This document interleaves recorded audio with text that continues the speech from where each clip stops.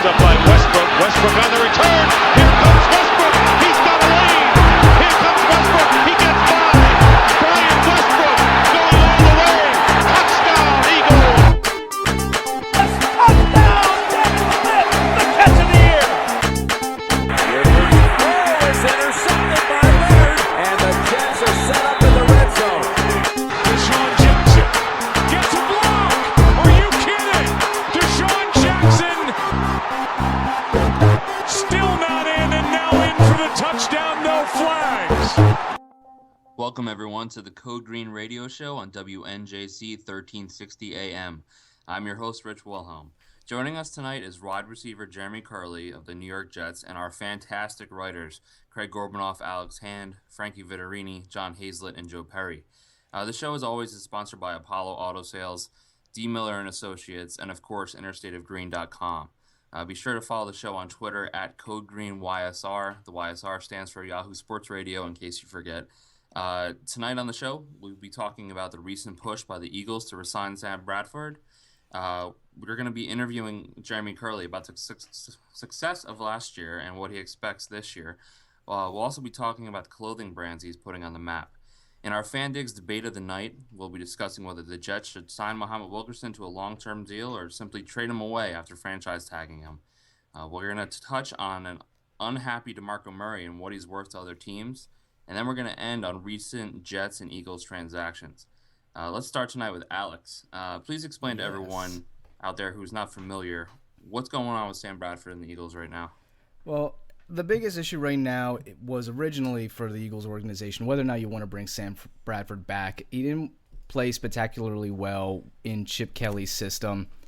And now you have the West Coast offense coming in. That was the original offense that Pat Shurmur ran with him during his rookie season in St. Louis, which is when he won Offensive Rookie of the Year. And now that offense is coming back, so there's a bit of familiarity and some hope that the front office has a bit of faith in trying to restore that former glory. Right now, I believe they're not seeing eye to eye on an exact number, as free agent quarterbacks aren't exactly. There's not a plethora of them out in the league right now to gauge a particular set price, and they have until 4 p.m. tomorrow, as you know, to place a franchise tag on Bradford if they choose. If not, then they would have to find some sort of equal number to come up with. And there's also talk that even if they sign Bradford, that the Eagles will also still be interested in drafting a player like Paxton Lynch with the 13th overall pick this year. Okay. Yeah, and I mean, the number I'm hearing right now is 12 to 15. You think that's reasonable for Bradford? I do, but I also go back to what I said earlier. Is it's really tough to gauge for a quarterback like him because he didn't have too stellar of a year last year, but now there's a new offense coming in, and you're basically gambling very heavily on this franchise's future as to what the success of your football team is going to be because, as we know, quarterback's everything. You're not going anywhere without him. We said that last week. So they're taking a risk by hoping that implementing this West Coast hybrid offense will restore his Offensive Rookie of the Year statistics from when he was in St. Louis. And John, what do you think about Sam Bradford and the Eagles? Do you think this is going to end up working out? Well, I think the Eagles really are kind of up against the wall a little bit. I definitely would not franchise him. I don't think you could pay Bradford almost $20 million. I think it'll eat up most of their salary cap. I don't think that's the right way to go there. If they can get him in the 12 to 15 range, maybe you look at doing that. Or to be honest with you, I'd let him walk. I'd let him walk for anything more than $15 million. All right. And Joe, what do you think about this? Yeah, I'm on the same page as John. I think Sam Bradford, whatever the Eagles are going to give him, whatever crazy amount of money that they're about to throw at him, I think if you're Sam Bradford, you got to take it and run away with it realistically. I don't think there's another team out there in this league that's going to throw a $15 million a year at Sam Bradford. So I don't think the Eagles really have anything to worry about. I think that they should not franchise tag him at all. I think that they should let it go into free agency if it has to and then work out a deal then. I don't think they have to worry about another team jumping in and stealing Sam Bradford. So they're okay. All right. And Frankie, how about you? What's your input on this? Well, I have a strong opinion here. I do not believe that Sam Bradford deserves anywhere close to $15 million a year. I don't think he deserves $10 million a year. I have a contract set up for him right now, a little mock one I wrote myself. I'd give him a nice 3-year, $27 million contract, a little bit more than a backup. That's all that he really is to me. I mean, if you want to go through his numbers for his career, he has more interceptions than touchdowns, 80 interceptions to 78 touchdowns. His QBR, I'll read off a few, but bad, very bad. I mean, last year he was 41.8 QBR, and I like that stat because it takes into account a lot more than just completions. He was 31st last year. Didn't register in 2014 because he was hurt. Shocker. 2013 didn't register either. Shocker. 2012 he was 17th. 2011 30th. 2010 25th in QBR. This guy is not a quarterback, honestly, that you need to run a team. He gets hurt. Low energy. Not a good leader. The one thing he is he's accurate underneath, but he doesn't have the other intangibles that are needed to make a team great. I don't see any greatness in him. I think it's time to start thinking about maybe this guy's a bust. Maybe he's not that good. He's a backup, and we should treat him like one. I think the worst thing that happened to Sam Bradford was August 29th. This past season, when he threw for 3 touchdowns, he went 10 of 10 against the Packers in that preseason game. That was the worst thing that happened to him and the Eagles because it gave them false hope in what this guy can do. Because when I saw those highlights, I thought, wow, this guy's is going to have an incredible season. But he didn't, and they have to just cut ties. So you're putting a lot of... Oh, you're going to jump to Craig? Well, no, Alex, as our resident Eagles guy, what's your counterpoint? Well, just to bounce off of Frankie's terrible words of disdain, that was heavy. Put the hurt on him. Yeah, I'm not his biggest fan either, but Jesus. That man has a family. The issue is they still got Sanchez signed through till next season. They've made it very clear that they're highly interested in Paxton Lynch, so even if he is asking for a bit of money, I'm sure they're going to rework this so that you get to cut him after a couple of after 2 years, similar to that. And there's a lot of players that get their contracts structured like that, and then later they can go rework them however they want. But they know they're not trying to put all their eggs in one basket with them. Well, I'm kind of somewhat in agreement with Frank. Yeah, I think it's a little harsh in terms of your judgment on Sam Bradford. I think he's a decent quarterback. I think he's an okay starter. The question mark is for the general management of the Eagles, do you value anyone in this draft more than you value Sam Bradford? And then with his quarterback class, I exactly. do not agree. There's not a quarterback in this draft that I think is better than Sam Bradford or who will be better than Sam Bradford, to be perfectly honest. I'm not a big fan of any of them at this point in the NFL draft process. So to me, that means you bring back Sam Bradford at an affordable rate. To me, he's not worth more than $11 million a year. That's just me, though. I was just saying, personally, I also feel that this, as Evan Mathis, former Eagles guard, pointed out, very vanilla offense had a lot to do. Because, there's only so much you can put on Sam Bradford when the run game doesn't work, the interior O-line isn't working, and everybody's the receivers dropping aren't passes. working. So... did he have his own faults? Absolutely, and there's no covering that up. But the idea and hope that you're going to go out and you're going to draft new guards, you're going to likely bring in a new running back. The offense that you're bringing in is what he was originally successful in. Yeah, here's the thing. Just bringing in new quarterbacks doesn't work. Look at the Cleveland Browns. They can draft all the quarterbacks they want year in and year out. The fact of the matter is they have no talent around the position, and therefore they're perpetually going to be bad. But if the Eagles take this opportunity to build around a stopgap quarterback like Sam Bradford, and then you draft whatever shiny new quarterback you like the best, you're creating a system of success as opposed to just hoping one player can change the hopes of the franchise. Yeah, and I completely agree. You can't let him walk just because there's nothing out there. I think, honestly, the best free agent quarterback is probably on the Jets, but I think the Jets are going to re-sign Fitz. But you know how I feel about Fitz. I don't think Sam Bradford's worth $15 million like everyone else is saying. If they get him for 12, they get him for 12. They should not overspend. They should not franchise tag by any stretch of the imagination. I mean, if they let him walk, I could see someone like a Chase Daniel coming in and, just playing the year for the Eagles because, I don't know if he walks because the rest, one of the things that shocked a lot of us readers and a lot of reporters out there is that the rest of his teammates want him to be there. And it's not just one of those like, oh, yeah, he's a great guy. He did really well. He's a great locker room presence. Like when you have Malcolm Jenkins said, we can win a Super Bowl with this guy. And granted, we hear these things all the time. But there's multiple players coming out and saying, we really want him to be here. He gives us the best opportunity to win, in our opinion. And you got to look they know who's what's up. behind him, too. You got Mark Sanchez backing him up, so they that see might have something him. to do. They know who's in the free agency class this year. They know what this type of offense is going to be looking like. Yeah, see, Sam Bradford became a free agent for the Eagles at the perfect year because there is no one else that is an immediate improvement over Sam Bradford. He holds all the cards, man. Exactly. It makes his worth so much more. And that's probably why we're seeing this happen right now is a little bit that holdout. He wants that extra $1.5 million.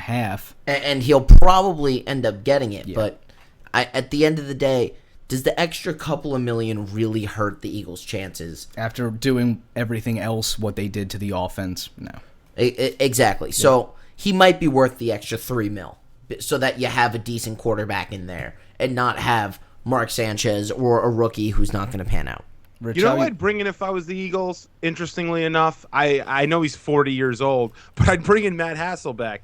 Bring him in for a year or two. I mean, I think he would do well with Peterson. I do. I think, he has some... You know where he'd do really well? Retirement, where he needs to be. Honestly... He played pretty well last year. Honestly, I'm going to be real. I kind of agree with Frankie. I would love to see Matt Hasselbeck in the Eagles jersey. Hasselbeck. I love Hasselbeck. He's great. When he said that, I'm like, Craig's going to agree with him. I love that. That's amazing. Hasselbeck to the Eagles. I'm calling it.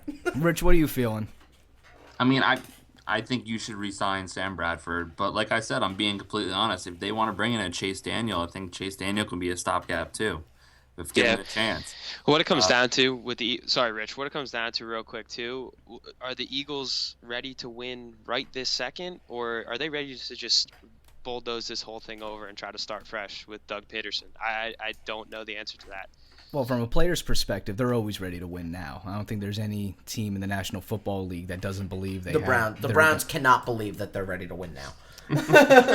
You got a point. Andrew Hawkins made a really good point last time we spoke to him. But, every team, for the most part, thinks that they have the talent to do well. That's just their mindset, and that's the mindset they've had since they were in high school.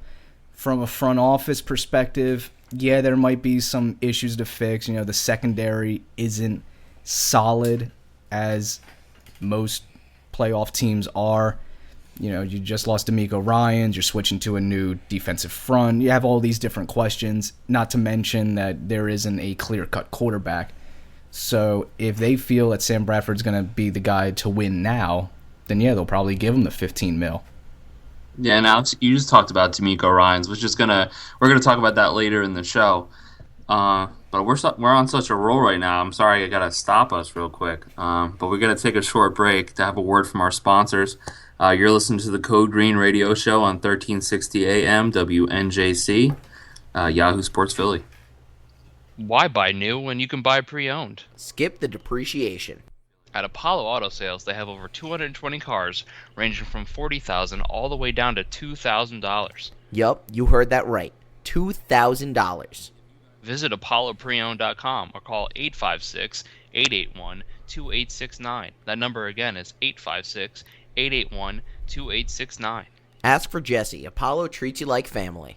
At Apollo Auto Sales, our prices are sick. Welcome back to the Code Green Radio Show on 1360 AM WNJC, Yahoo Sports Philly. We're going to switch it up right now. We're going to talk about transactions for the Jets and the Eagles, just because we were talking about D'Amico Ryans, and I think it goes so nicely. So, Alex, since you brought it up, you're going to start it again. Talk about D'Amico Ryans. Well, as it's been announced, the team has cut the 31-year-old middle linebacker, inside linebacker, depending on what front we're talking about. They saved $3.5 million off of his $4.5 million contract and will have $1 million in dead cap unable to use. I'm at crossroads with it because I know he was unhealthy for the longest time. He was relatively ineffective unless it was a moderate amount of help against the run.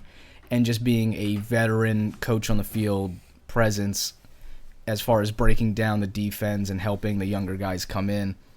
But 31 isn't that terribly old for linebackers. We see guys go into 35 easily a lot of times. Are they as effective as when they were 26? Yeah, probably not.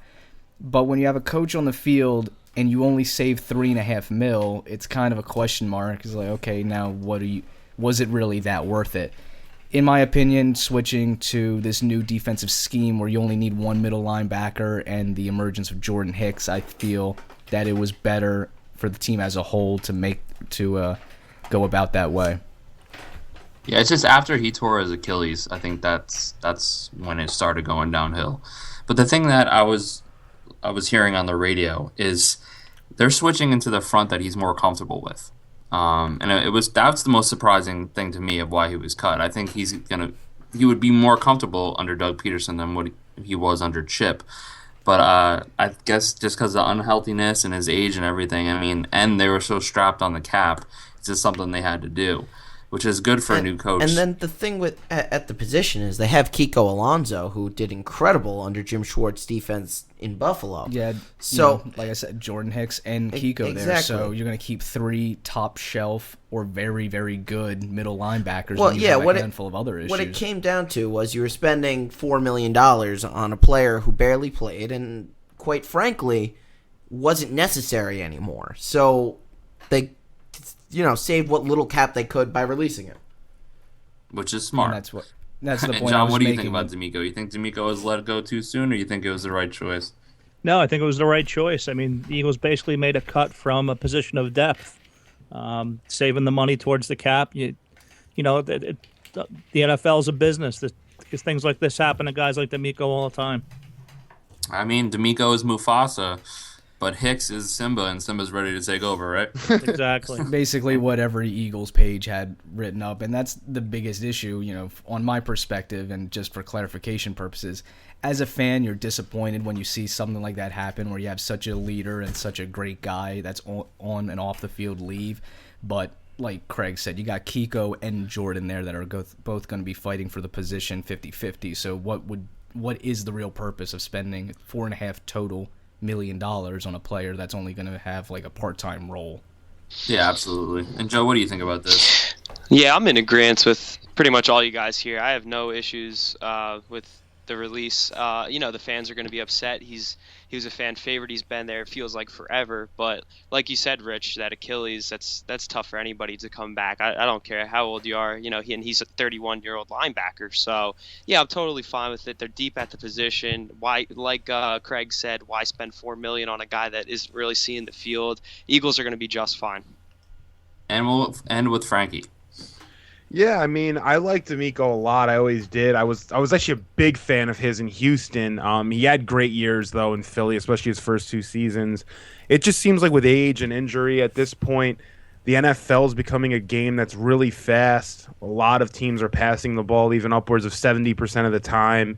How much use do you really have for a middle linebacker who's, small and a little heavy now, especially after his injury? So it seems like it's just his time to sort of move on. I think he has a purpose with another team. He can go there with even like a coach like Rex Ryan, I think, and getting a veteran like D'Amico to teach some of the younger guys. A defensive-minded head coach, I think, would like a guy like D'Amico to come in and sort of teach up some of the younger guys. But I think his time in Philly is done with, and he did what he had to. He had a couple good seasons, and it's time for them to move on with their young guys. And does anyone else think that if D'Amico decides to continue his career, that he goes back to Houston? It's always in the realm of I can see that. possibility. I absolutely can, 100%, yeah. I think Kansas City might give him a shot. I think Andy Reid might pull him back in. That's the thing. When you're a veteran linebacker at 31 years old and your main thing is known for stopping the run and breaking down offenses and helping the defense work as a whole, you're going to be wanted by almost all teams. For a team, like the Cleveland Browns that are in a huge rebuilding process, maybe not. But I don't think there's any one team where we would go, oh, definitely not. I think he's one of those players that would be equally loved by. Well, yeah. Yeah, and I kind of agree with Frankie. Rex Ryan loves old linebackers, Bart Scott, people like that. So, I could see him going to Buffalo. And speaking of Buffalo, we're going to move on to a cut that the Jets did this week. Antonio Cromartie.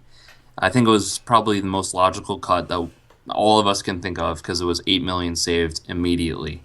And Antonio Cromartie is set to go to Buffalo this week, meet with Rex Ryan, and have a visit, which, everyone expected that as well. So everything is falling into place as far as expecting stuff. But is there anyone here upset that Antonio Cromartie is no longer on the team? I mean, I'd be really disappointed if they didn't bring him back. Down the stretch, he really stepped up his game, and he was a valuable corner. Does he have the ability to be the second corner behind Revis? Probably not, but I still think he brings a lot of value in terms of leadership and on the field, and even on special teams as a kicker punt returner. Like, he has that ability as well. I'd be disappointed if he didn't came back, but at the same time, it's not the end of the world that the Jets are no longer with Antonio Cromartie. I agree with that, and I'm actually a big Cromartie fan. And down the stretch, I think he played to his full capacity, and especially as a kick returner. He was our best kick returner this year by far. I don't even think that was close. That being said, I do expect the Jets to want to bring him back after some things shake out. If he finds a suitor, and I think there'll be suitors out there, if he finds some place to go before the Jets have the opportunity, then more power to them. Although to be honest, I hope it's nowhere in the AFC East. Well, we don't know if you're going to get that wish, John. We'll have to see how it goes this week. For me, if he comes back at vet minimum, which I think is what Bowles wants and Big Mac wants, I don't know if he's going to do it. I would be happy to have Antonio Cromartie back. I would not have him as the number 2 quarterback. I would have Marcus Williams start just based on his numbers last year. His numbers last year were phenomenal besides that one Oakland Raiders game that we're not going to talk about. There's a lot of depth at cornerback on that team. It's just their unproven depth. You have Dexter McDougal, you have D. Milliner, 2 names that we don't know what they can do. Milner's hurt. We know Milliner can get injured. That's about it. Yeah, every year he's injured. He's the Sam Bradford of cornerbacks, and then Dexter McDougal was injured last year too. So who knows? But yeah, I would take him at vet min. What about you, Joe?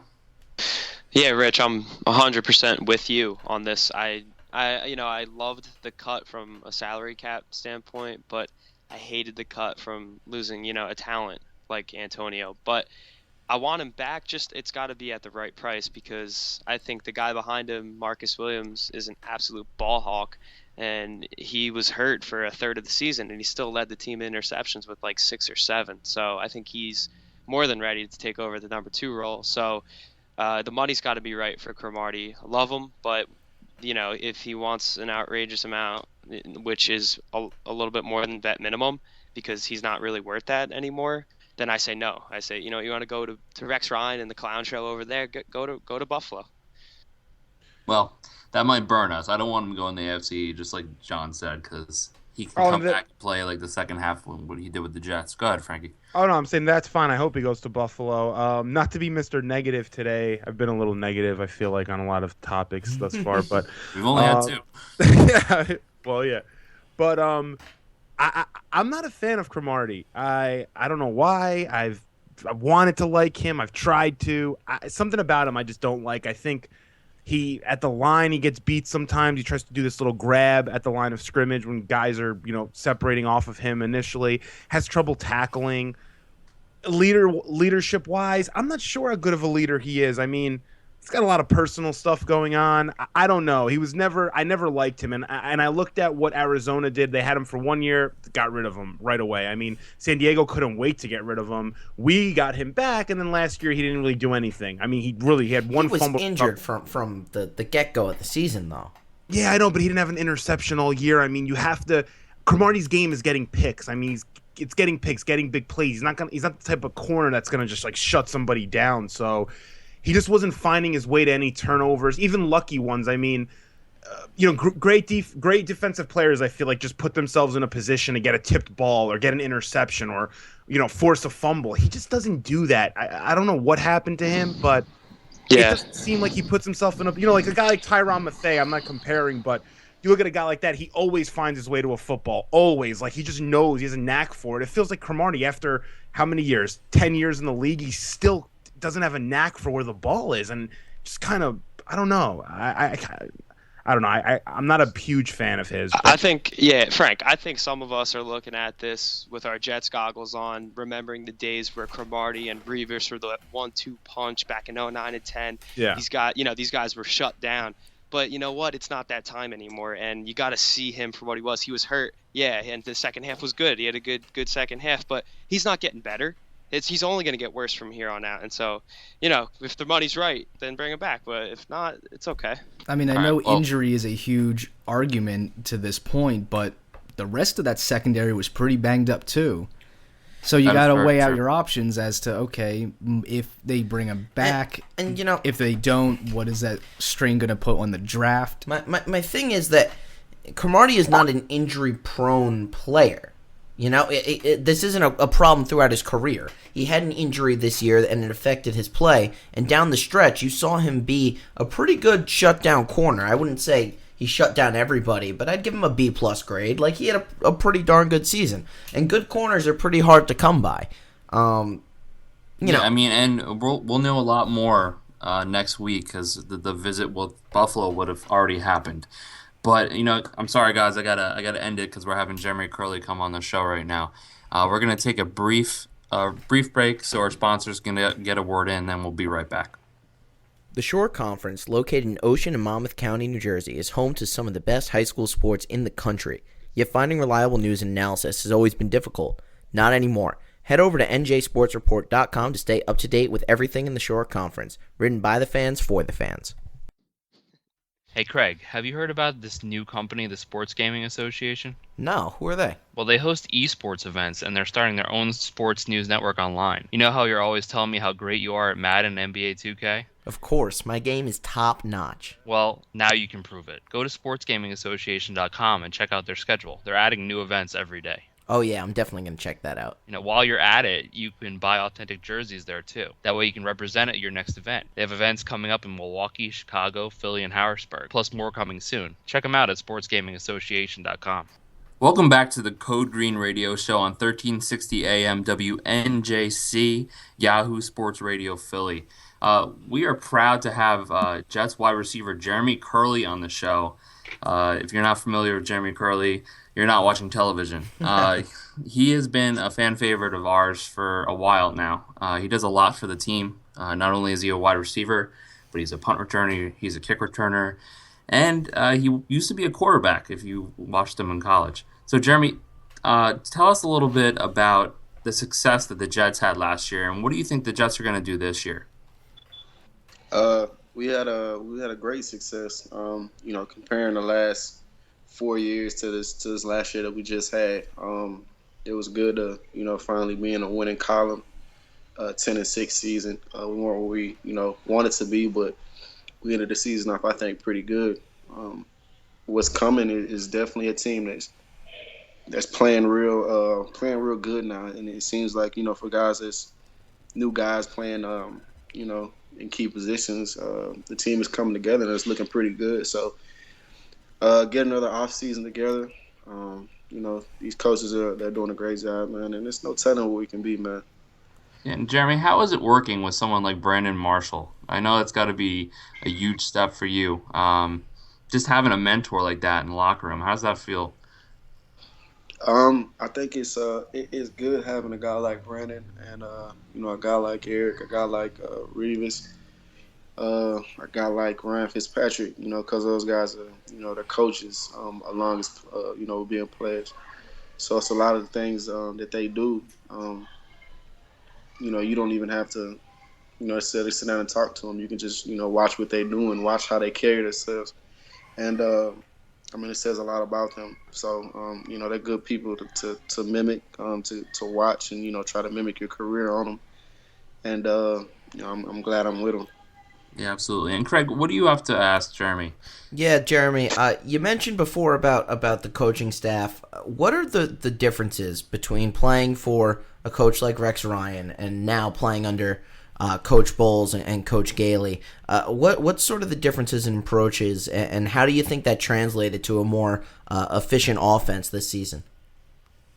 Rex Ryan, he's definitely an emotional and fiery coach. You know, and that's what people love about him. That's what I loved about him. You know, so taking nothing away from Rex Ryan, you know, he's a good dude. I still love him like he's, you know what I mean, my coach. I got a lot of respect for him. You know, playing for Ty Bowles, he's definitely, you know, the opposite. He's more relaxed. He's more calm, cool, and kind of collected, so to say. But you know, he's definitely about business. You know, he tells you what he wants and he expects it to get it done. And you know, he takes nothing short of that. So, and a guy like Chan Gailey, he, you know, he's been around. He knows what he's doing, and you know, for the most part, he has a group of guys to just get it done. All right, and John, I know you had a question for Jeremy. Go ahead. Yeah, Jeremy, I was a little puzzled this year by your role on the team. With the addition of Marshall, I really thought your role would increase this season as a slot receiver. Clearly, I was wrong. What was the reason for you being used less this season? You know, I don't know. Like I said, every coaching staff, you know, coming in, they got the guys that they want to play. They got the guys that they want to see play. You know, so they got their kind of, you know, they got their pick of their litter who they want to, you know, have out there. And you know, I've been on the winning side of it, and this past season I was just on the other side of it. So you know, I have nothing against Chan Gailey. I have nothing against the role that I had. You know, it would have been nice to play. It would have been nice to have been out there, you know, because, you know, nobody wants to have 17 snaps or 17 catches or whatever it was, you know, my stats on the season. I definitely know I'm a much better player than that. Absolutely.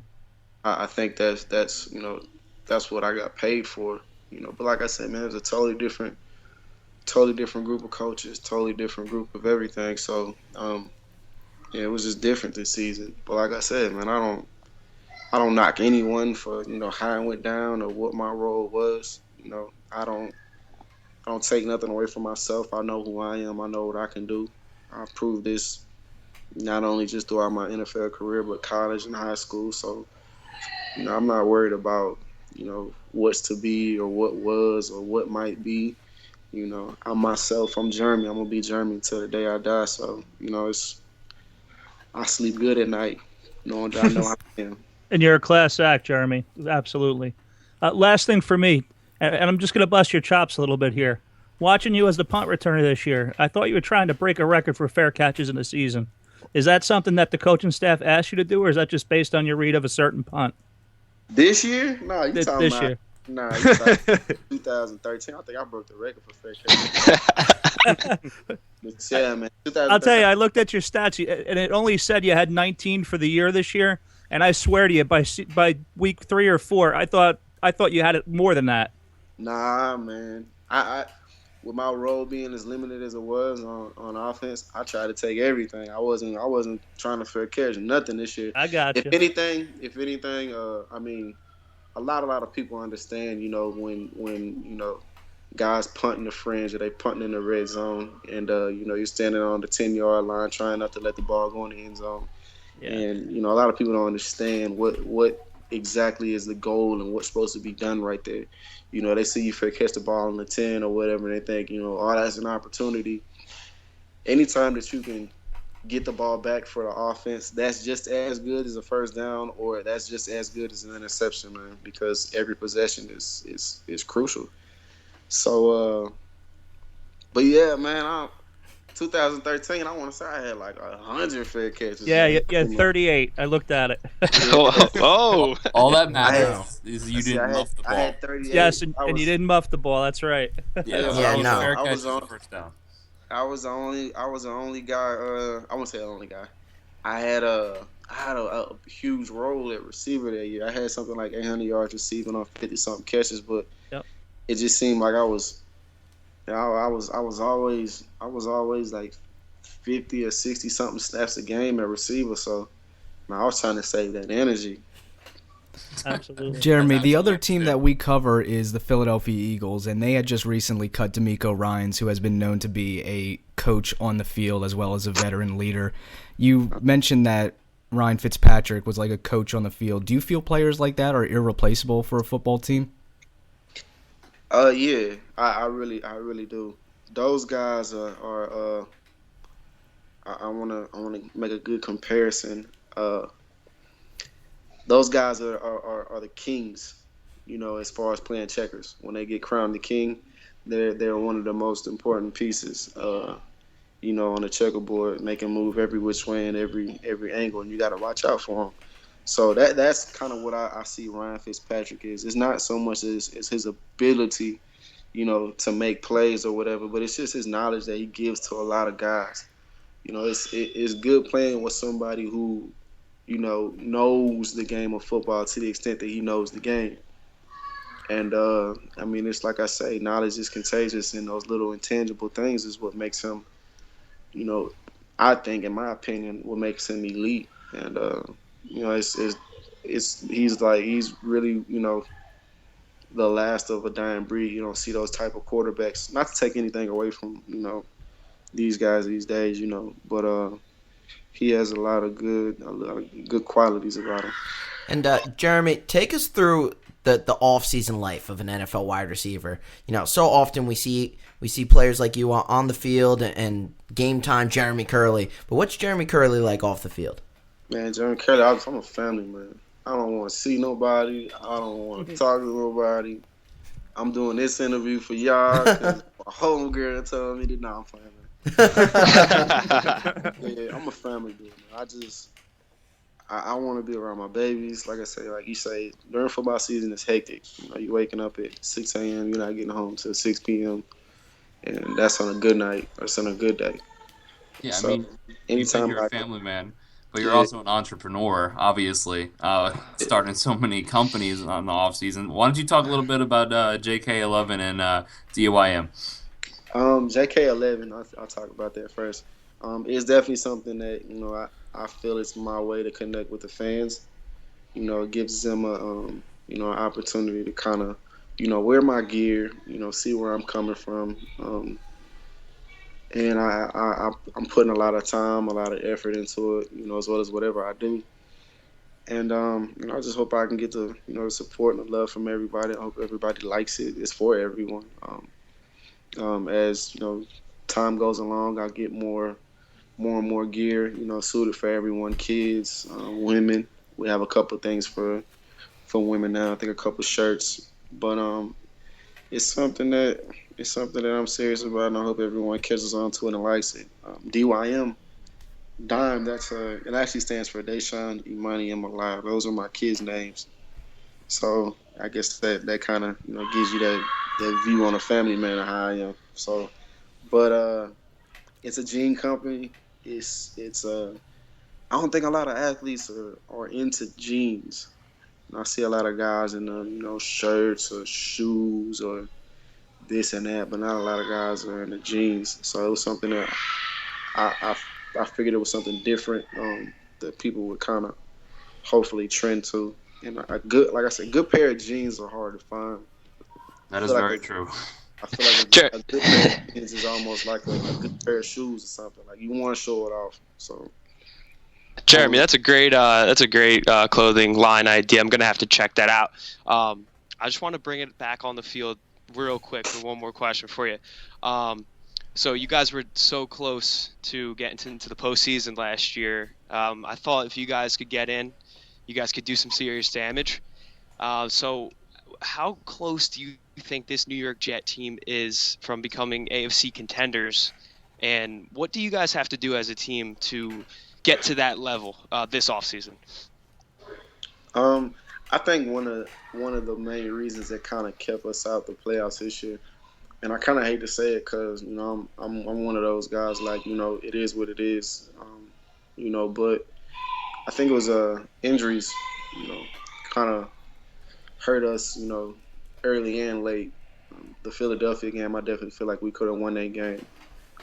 If we had Eric there, another weapon, and his stats speak for itself. Absolutely. And Ivory too. I think he was out. Yeah, he was out that game, and I definitely feel like we should have won. We should have beat the Patriots the first time. That's just my personal opinion. But I think we all agree with you too, Jeremy. Absolutely. Yeah. As the one Eagles fan in this room, yeah, you guys had every opportunity to win that and probably should have won that. So you take those 2 games, and, we're in the playoffs. Yeah. Definitely. So 12 wins. We definitely would have made some noise. Like I'm pro Jets. I'm always talk highly on my team and on my peers. So if we would have went to the playoffs, no telling where we could have made it to, but we would have definitely been contenders. Jeremy, I've been a big fan of yours since you got drafted by the Jets. I'm, a big Jets fan, and you've always been pro Jets. But when does it get to a point where you as a player, you might feel like you're not being used to your full potential? When do you maybe start looking at other opportunities with other teams? Not to bring up anything out of the norm for you, but I mean, you obviously can ball. We know that. We know you make plays. Can be a very good slot receiver in this league. Have been. When do you start maybe looking elsewhere, just from a business standpoint, to just maximize your potential? How does that play out with you and your agent and stuff like that? Or you're just focused on the Jets and being the best player you can be for them? Yeah, that, and I'm gonna keep it real with y'all, man. I every day you gotta really think about it, because every day, someone's trying to get your job, someone's trying to be in your spot. But at the same time, like I said, stats speak for themselves. My play speaks for itself. So I'm not worried about that until I get that phone call saying, "Hey, Jeremy, we're gonna move on from you," or, we got this guy and we're gonna go with him. Then that's when I'll deal with it. But at the same time, it's 32 teams in this league. 50-some guys make up a team. So it's somewhere. It's room for me to be on an NFL team. I'm not worried about when, where, and how. Yeah, And, we all think it's going to be this team. Just don't go to the Patriots, man. Whatever you do. No, stay here. Stay here. We want you in New York. Absolutely. Jeremy Kerley is going to be a Jet, guys. No worries. And I mean, this one last thing I wanted to ask you as a player. Did you hear about Muhammad Wilkerson? How they're franchise tagging him? Nah, I didn't hear that. Okay. Well, they're going to be franchise tagging Muhammad Wilkerson. I wanted to know your opinion. I mean, obviously everyone loves Mo, but what would you think if the Jets traded Muhammad Wilkerson? Because there's a rumor floating around that they might. There was a rumor floating around earlier this year. All right, we go get something to eat. All right. Mo is that's my dude, man. That's my guy. So I never want to see him, depart with the Jets. And he's a New Jersey native, so I know he doesn't want to leave. But on the business side of it, that guy deserves somewhere around JJ. I won't say JJ Watt money. I don't want, behind it or whatever, but he's definitely a JJ Watt type of player, and he has that caliber and that type of ability. So, he's worthy of, triple figure digits. So that's how I feel about it. Yeah, wow. So you think he's worth $100 million? Yes, definitely. Supporting his boy. I do That's what you too. got to do. love that. I agree with him. I mean, I think we all agree. It's great that you're so pro the team. Not all athletes are like that, and it's just coming through in this interview, to say the least. It's awesome. It's great to have you on. This is how I am about it, bro.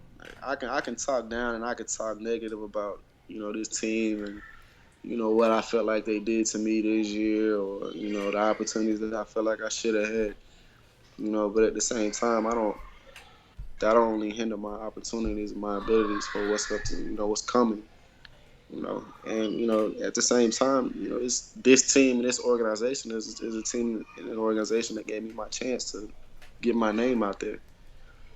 So you got to take the good with the bad. You can't pray for the rain and not expect the mud, so to say. So I mean, it is what it is. I always have love and I always have respect for this organization and this team, regardless of who runs it and regardless of, who steps on that field. That's just how I am. Yeah, absolutely. I mean, and we mentioned before, you have football, you have your children, you have your clothing line. I just wanted to give everyone more information on where to find your clothing line. It's jeremykerley.com. Obviously, that's easy to remember. Sure. You can also follow Jeremy at JeremyKerley_11. He's really open with all the fans on Twitter. It seems like you answer almost everyone, which is another thing that most athletes don't do.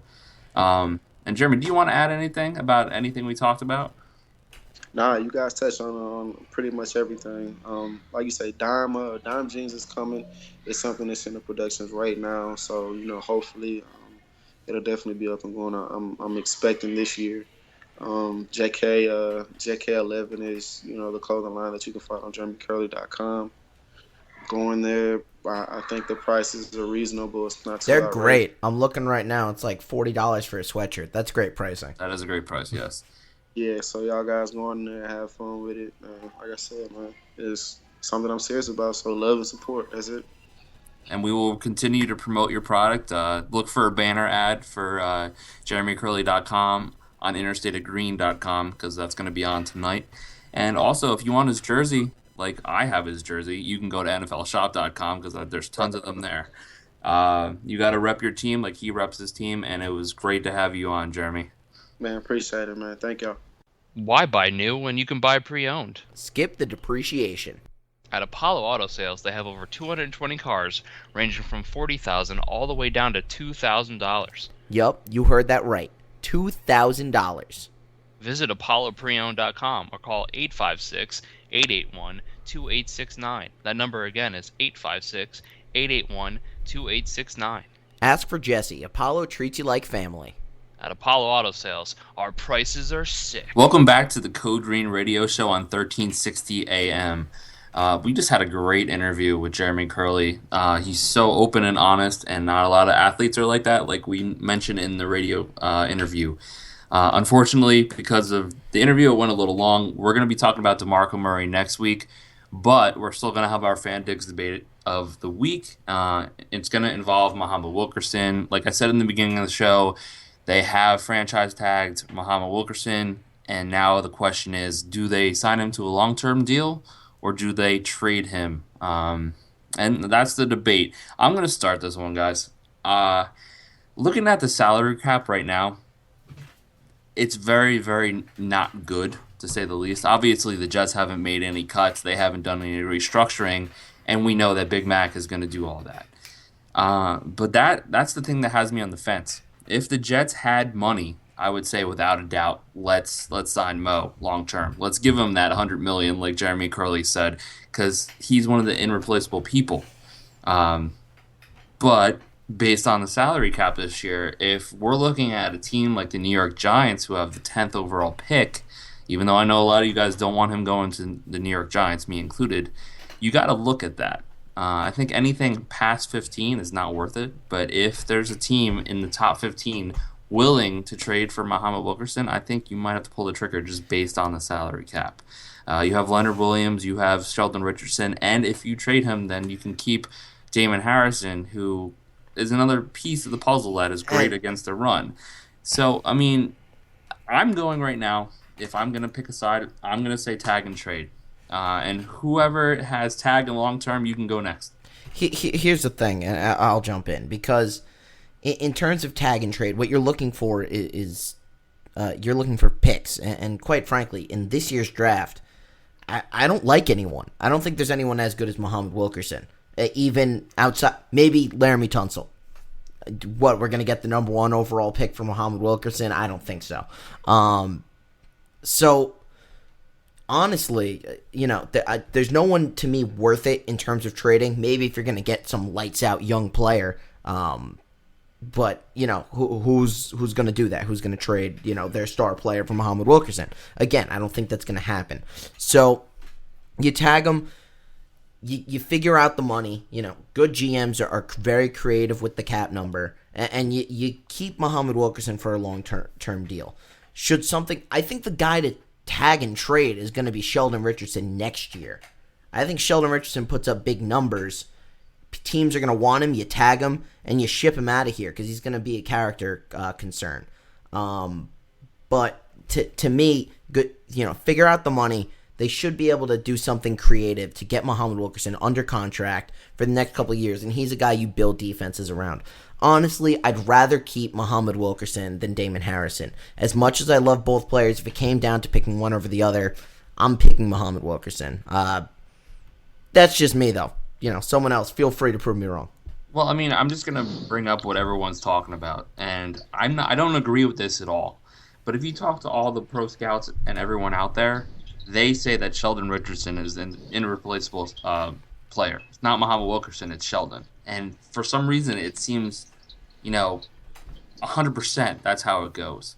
So that's another thing that goes into my mind. Even though I don't see it, even though I love Muhammad Wilkerson, if everyone who was paid to do it thinks that Sheldon's the one that needs to stay, you got to start thinking about that too. Yeah, but what happens when Sheldon does something stupid and gets suspended for the whole year? I mean, as a talent, Sheldon Richardson might edge out Muhammad Wilkerson a little bit. But the fact of the matter is he's an immature kid who's yet to learn from his mistakes, and it's going to wind up biting him in the butt. And I'd rather have the choir boy who was a Pro Bowl All-Pro player than the guy who's maybe a slightly better All-Pro but is probably going to end up getting kicked out of the NFL. Well, it's a lot of what ifs. I mean, what if Muhammad Wilkerson comes back this year and is not the same player because he broke his leg? You got to think about stuff like that too. I mean, I hope they keep everyone. I hope Muhammad Wilkerson stays. I hope Sheldon Richardson stays. I hope Damon Harrison stays. But just looking at the salary cap, I don't think you can, because you need to re-sign Fitzpatrick. We need at least one running back. And then you have to spend all that money on the draft picks this year. It's going to be very, very hard to fit everyone under one salary cap. And John, why don't you just take over? What side do you have on this? I feel like I change my mind on this daily, but I'm leaning more towards trade him. And Rich, for all the reasons that you said, number one, yeah, our defensive line is probably one of the better defensive lines in football. Where has that gotten us the last 3 years? Haven't made the playoffs in the last 3 years, right? Nope, nowhere. So to me, they also didn't have an offense until this season, but agreed, and we still didn't make the playoffs. So to me, you take the asset that's Mo, and the asset that's also a cost. I mean, tagging them at 15.7, that's eating up more than half of what we had available salary cap wise. I think it's a no-brainer to trade him, to be honest with you. Not for nothing. Do I want to see him go to the Giants? No, but if you can get a number 10 pick, I think you let him go. But who do you take at 10 that is of equal or greater value than Muhammad Wilkerson? That's my question. If it were any other year, I'd be like, yeah, sure, top 10 draft pick. But you know what though, Craig? Everyone said that when we traded John Abraham. And you know who we got? You know who we ended up taking in the John Abraham slot? Nick Mangold. Everyone, I'm telling you, everyone beat the Jets up in that draft. 2 first-round picks, 2 offensive linemen. Heard it for a very long time until both players proved themselves. So, no, is there equal value in the draft for Muhammad Wilkerson? Absolutely not. But what is the draft? The draft is somewhere where you go get a young player, and hopefully that player develops into something. You know what's something interesting? If Goff ends up falling to 12 to 15, the Jets may use Wilkerson as a ploy to move up and get a quarterback. We obviously need one for the future. I'm not a big Goff fan. I'm just saying something to look out for. I don't know if Goff would fall. If anything, I would imagine Wentz falling. I'm hearing the opposite. I'm hearing Wentz is getting a lot of love, and for now, and Goff is sort of falling because he had small hands and whatnot. But either or, I mean, whichever quarterback you want to take there, I think if one ends up falling, might be something interesting. Just to kind of jump in real quick, I don't know. I keep switching my mind on this, but the more I'm thinking about it and just hearing Jeremy, what he had to say, I would sign Wilkerson long term. I would look at shipping one of these other guys. I look at shipping Sheldon or even Leonard Williams. I know you really can't because he's so young, but no. I would look at it. I mean, I would. I think Wilkerson this year, he was the highest rated defensive player on the Jets by Pro Football Focus. He was one of 7 defenders to have at least 75 pressures and 35 stops in the NFL. He's a beast, and he's a good character guy. Sheldon's not, from what we know. And Leonard Williams, I don't know, but I do know Wilkerson's a hard worker, a really dedicated family guy, doesn't party from what I hear. I think the players like him. I think you have to just build a defense around him. And I don't know if he'll cost $100 million plus. I can't see him. I think give him an offer somewhere around 80 over the course of 6 years, 6 years or so, 5-6 years. I think he'll take that. I don't think he'd demand over 100. I can't imagine that, but who Yeah, knows? I mean, I don't think he gets over 100. All right, so I mean, as we're looking at it right now, the tallies are tied. John and myself say trade. Craig and Frank say long-term deal. So that leaves two people. Joe, we'll start with you. All right, so let's break this tie. So You're getting listen, pumped over there, Joe. here's the thing. There's a couple problems with signing Wilkerson to the long-term deal, and I think a new problem arose with Ryan Fitzpatrick. I don't think the Jets thought Ryan Fitzpatrick was going to break the franchise record for touchdown passes thrown this year. I don't think that the Jets thought that he was going to lead them to 10 victories this year. So I don't think the Jets had him, on their checkbook this year. I didn't think they were going to have to. They probably didn't think they're going to have to open up the checkbook for Ryan, and it's going to cost them 8, 9, maybe probably not 10, 8, 9 a year, but that adds up. And listen to this: the Jets and Muhammad Wilkerson, they haven't spoken to his agent in a year since contract discussions broke down last summer. So they're nowhere near a long-term deal. They didn't want to give it to him last year, and now the salary cap is as tight as it's ever been, and they still haven't talking to him. So yeah, they franchise tagged him, but I just don't see a deal getting done with him. I don't know why, but maybe because it's going to be $100 million deal. Marcel Darius just got that, and I think Muhammad Wilkerson is, the player that he is. He's up to his level, so that's a huge deal coming up for Wilkerson. If you can get the 10th overall pick for Wilkerson, you do it in a second. Craig, let me ask you a question. Yeah. Say we get a mid-round pick, not even the 10, a mid-round pick, Jaguars or Oakland, who have $72 million in cap space. 89% rule says they have to spend the majority of that this year, right? So they need to pay a guy this kind of money. Like, they have to do it by law. Right. So let me ask you this. Mid-round pick, right? Let's say the Jets get a mid-round pick. They take Jack Conklin, and they come away with Ezekiel Elliott, those two players. You're telling me you just filled the two major possible holes there at O-line and running back for Muhammad Wilkerson. You don't have to pay Wilkerson anymore, and you got the cap flexibility. You're not signing up for that today. I mean, I'm not entirely sure on those mid first round. You're not getting offensive Elliott linemen. and Conklin consecutively. They're going to be taken up way too early. You don't think? I don't know. I know this. I don't know if Elliott's going to be there at 20. I don't know if Conklin's going to be there at 15. I mean, yeah, that'd be nice, but it's a hypothetical. Yeah, hypothetically speaking, they came away with Conklin and Elliott. Yeah, it'd be great, but what are we losing defensively? There's nothing saying that Leonard Williams is going to translate into Muhammad Wilkerson. He had a good rookie year. He didn't have a dominant rookie year. Right. But let's say that cap space that they just freed up, they can throw at Bruce Irvin now, or a pass rusher in free agency. You can't tell me the team hasn't gotten better with those hypothetical 3 additions. But that's assuming that Conklin and Elliott are good professionals. Right, of course. But you know.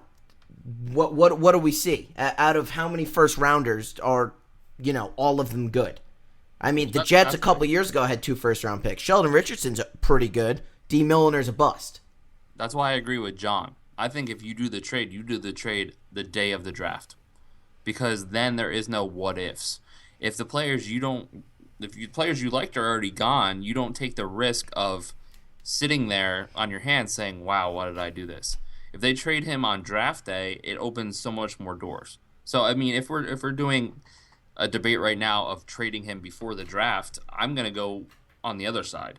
But I mean, this whole tag and trade thing that can last all the way up to draft day. I'd still rather have Muhammad Wilkerson than uncertainty in the draft. Now, we've yet to hear from Alex, so in our last minute here, take it away. Yeah, I was going to say I only have a little bit to say about it, but the issue is 5 techs that know how to 2-gap and rush after the passer, like your Muhammad Wilkersons, your Fletcher Cox, Calais Campbells, and J.J. Watts, and Denver's front 3.